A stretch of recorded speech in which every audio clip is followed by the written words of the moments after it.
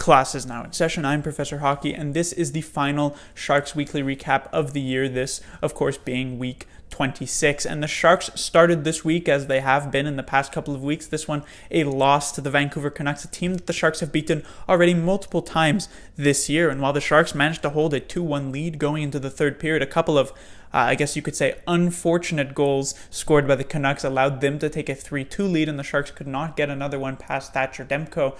And so in the final 3 games here of this final week, the Sharks did not start off very well. Luckily for them, they managed a pretty quick turnaround as they went into Edmonton, and it was a pretty tight game all in all, but they managed to win it 3-2, and then hosted the Colorado Avalanche in Game 82, one of the last games in the entire league, as of course the Sharks do play late, and they managed to put up a pretty solid performance against the Avalanche. Martin Jones in particular looked quite good, and they won 5-2.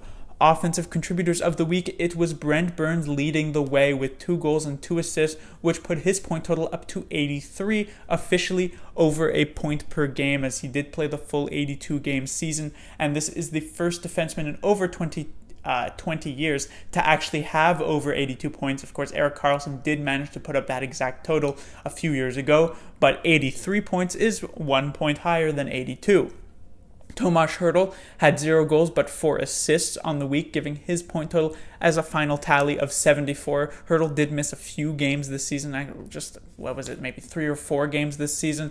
So a huge career year for Tomas Hertl. Definitely, you could say, the best Sharks forward on the team this season. Joe Thornton, 0 goals and 4 assists for himself as well, for 4 points on the week and 51 points on the year. So another solid season here for Joe Thornton, the veteran, especially considering his majority of the time he spent on the third line, a lot of time on the second power play unit, so he wasn't necessarily in the spotlight for the Sharks, but still putting up some great numbers for them.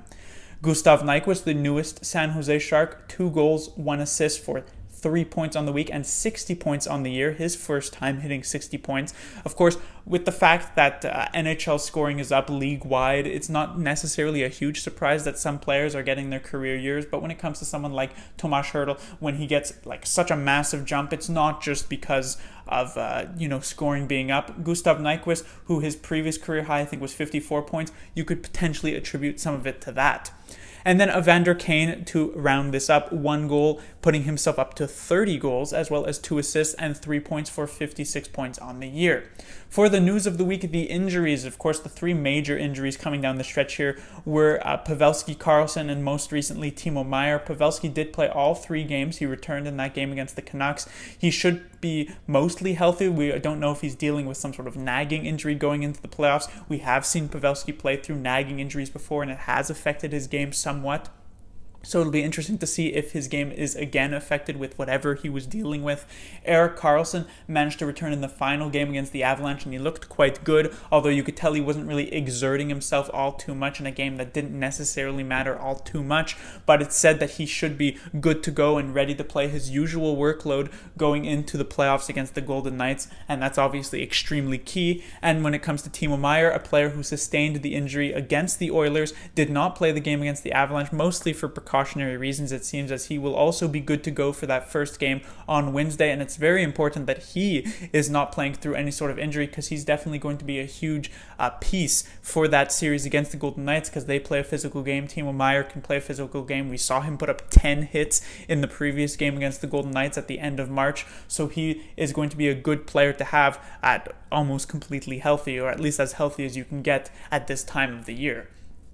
On to the baby Sharks, which basically is any player in the Sharks system not on the main team.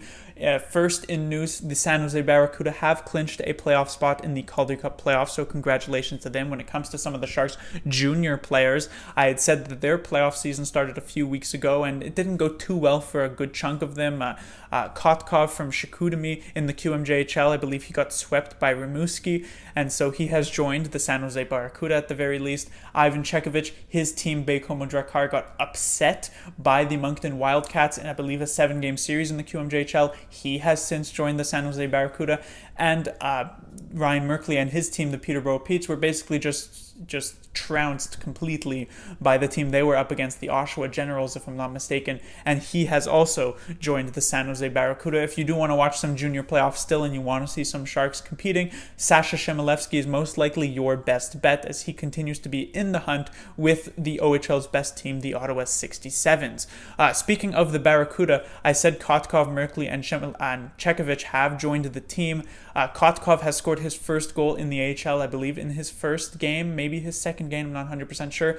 Chekovich continues to impress here at the AHL level with already 3 points in 2 games to go with the 9 points in 6 games he had last season. Ryan Merkley was a late addition here to the Barracuda, even if his team was eliminated a while ago. He has not yet suited up for a game. We'll see if he does, especially since now that the Barracuda have clinched. It would not be surprised if Ryan Merkley gets a couple of these last games of the season. Class dismissed.